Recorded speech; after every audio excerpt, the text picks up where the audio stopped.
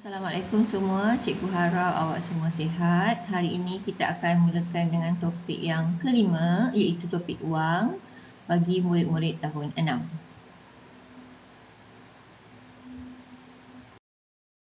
Kita akan merujuk pada buku teks kamu. Okey, pada ini muka surat pertama bagi topik ini. Kenali harga kos, harga jual, untung dan juga rugi. Okey, tapi sebelum tu saya perlu jelaskan kepada awak apakah maksud kilang, pemborong, peruncit, peniaga dan pembeli. Okey. Ada yang dah faham tak? Ada yang dah kenal tak apa tu kilang, pemborong, peruncit dan pembeli? Okey, kilang ialah tempat untuk mengeluarkan barangan dalam jumlah yang sangat banyak. Okey, dia tak keluarkanlah dalam satu atau dua. Contohnya kalaulah kilang t-shirt, mereka tak akan keluarkan sehelai atau dua helai t-shirt. Paling-paling pun 100 t-shirt itu bagi kilang yang kecil. Kalau kilang yang besar, mereka akan keluarkan mungkin kepada 1000 t-shirt untuk satu hari. Okey, apa pula pemborong? Pemborong pula ialah orang yang akan mengambil dari kilang. Borong. Perkataan borong ni membawa maksud beli dengan kuantiti yang banyak dari kilang. Okey, mereka beli dari kilang dalam kuantiti yang banyak. Maka boleh dapatlah harga murah. Okey, contohnya jikalau mereka tak akan beli dalam jumlah yang sedikit ya.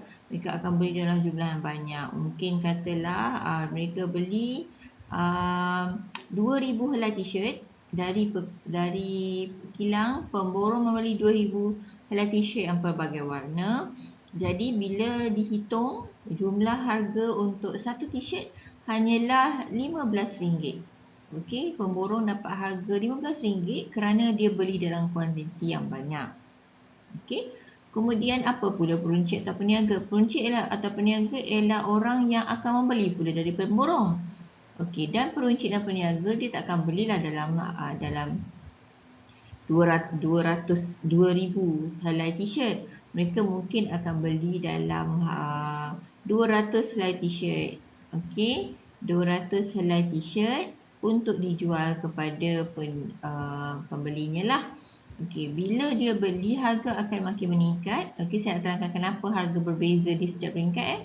Bila dia beli, pemborong ni mestilah nak mengenakan untung sebab dia punya penat lelah, tenaga dia habiskan untuk pergi ambil dari kilang, van dia, okey, petrol dia, nak bayar harga, nak bayar gaji kepada pekerja yang membawa van tersebut, dan penat lelah dia mengangkut barang-barang tu, maka mungkinlah dia kenakan, mesti dia akan kenakan untung.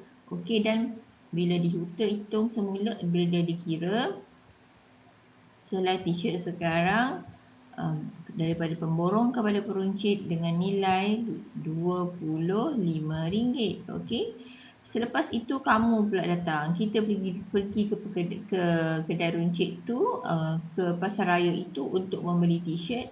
Bila sampai kat kita, dekat tag label harga tu, harga telah menjadi RM35. Ada pertambahan sebanyak RM10. Boleh tak peruncit buat begini? Boleh. Inilah perniagaan. Kenapa dia kenakan harga yang lebih mahal? Sebenarnya dia bukan kenakan harga yang lebih mahal. Dia kenakan harga yang sepatutnya kerana atas nilai dia punya modal yang banyak bagi membeli t-shirt dari pemborong, atas nilai nak bayar harga kedai, sewa kedai, nak bayar gaji pekerja. Semua itu dipanggil modal untuk berniaga.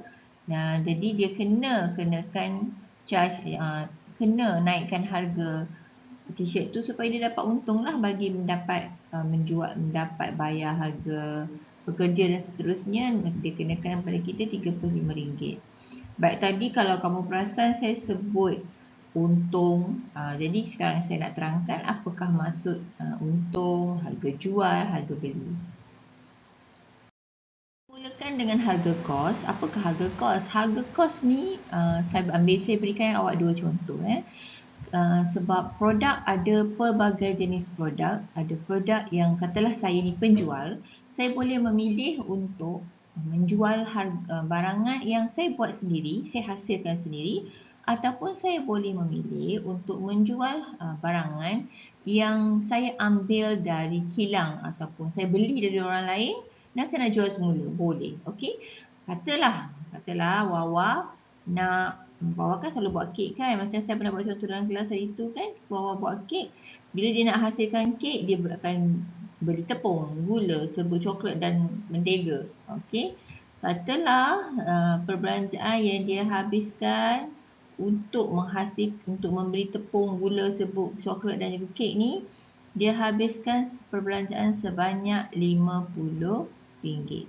Okey, campurlah dengan electricity, dengan harga charge, kena kira tau semua tu. Bila berniaga kena kira bil elektrik, air yang kamu ambil daripada sinki tu pun walaupun sikit kena kira. Barulah kita akan nampak keuntungannya. Jadi bila dia habiskan RM50 untuk membeli barangan membuat kek, itulah dinamakan harga kos.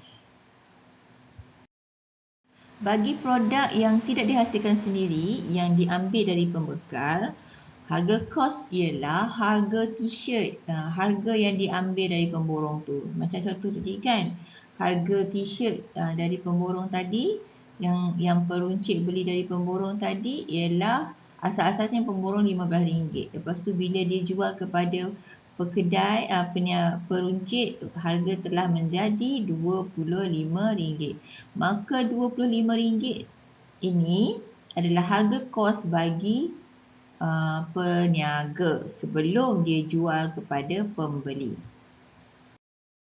Bagi produk yang dihasilkan sendiri, macam tadi, kek yang dihasilkan tu telah menelan belanja sebanyak RM50 kerana beli tepung, gula, serbuk coklat, mentega, hasil bayaran elektrisiti, penggunaan elektrik dan juga air dan tenaga segalanya tu RM50 dihabiskan untuk menghasilkan kek tersebut. Okey, jadi bila nak jual kepada pembeli, takkan kita nak jual dengan harga RM50 juga. Kalau kita kenakan harga RM50 juga, itu tidak dinamakan menjual, itu dinamakan kebajikan, charity. Okey, sebab kita tak dapat apa-apa untung. Jadi, bila kita nak jual, kita mesti naikkan sedikit harga atas penat lelah kita tu. Maka dia katalah contohnya penjual tu dijual harga kek dengan harga RM80. Okey. Bila jual dengan harga RM80, inilah yang dinamakan harga jual. Tadi dia harga kos yang RM20, jual RM80. Inilah harga jual.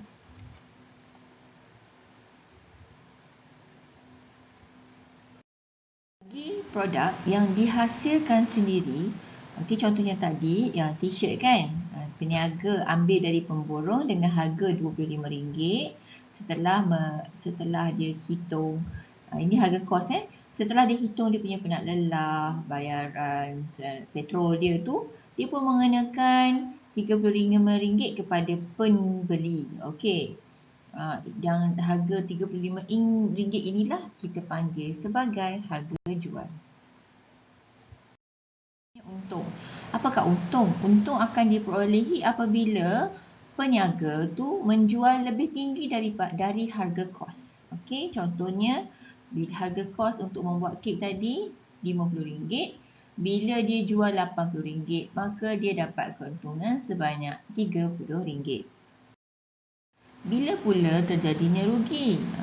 Rugi itu terjadi apabila harga kos lebih tinggi dari harga jual.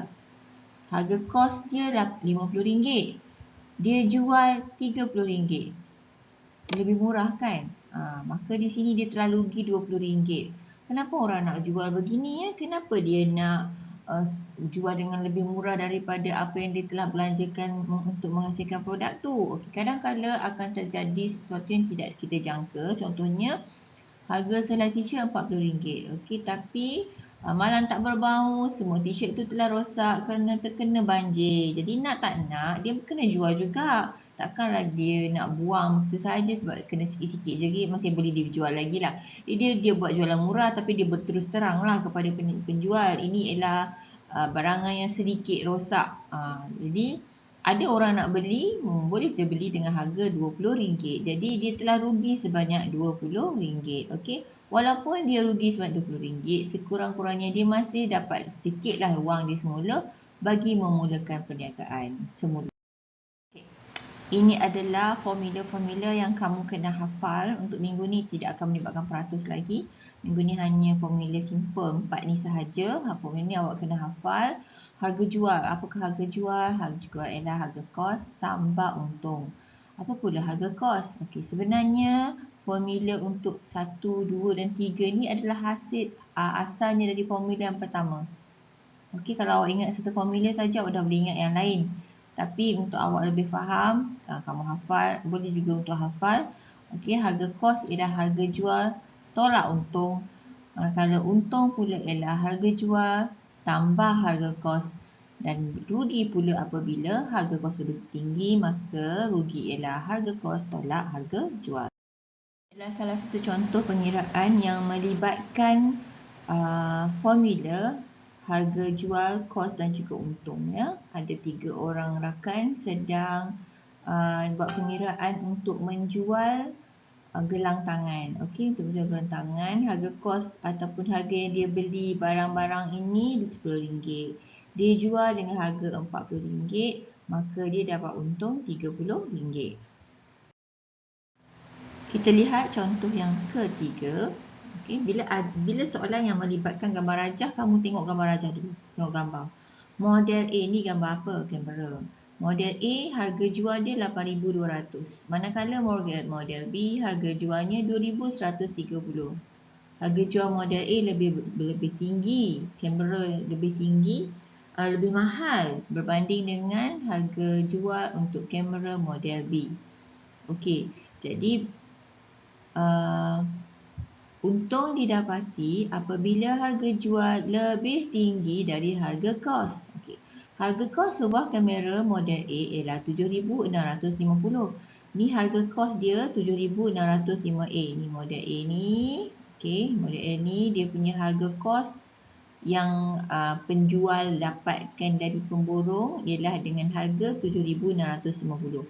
Bila penjual tu nak jual kepada pembeli, kepada kita, dia kenakan harga RM8,200. Okey, jadi kita nak semak dia punya untung. Untung ialah harga jual tolak harga kos. Maka RM8,200 tolak RM7,650. Maka penjual tersebut mendapat untung RM550. Okey. Bagi kamera B pula, untung jualan kamera ialah RM250. Untung ingat untung bukan harga kos tau. Untung. Yang ini disebut harga kos. Untung untuk jualan kamera ni ialah RM250. Berapakah harga kosnya? Dia terbalik dari soalan A. Soalan A dia diberi harga kos, nak tahu untung. Sekarang diberi untung, nak tahu harga kos, tak ada masalah. Kamu kan dah hafal formula. Formula untung ialah harga jual tolak harga kos. Maka kita buat pengiraan di sini. Okey. Nak tahu harga kos pula ialah harga kos ialah harga jual tolak untung. Harga jualnya RM2,130. Untung RM250 ditolak, maka berapakah sebenarnya harga kos kamera itu? Okey, kamu kira.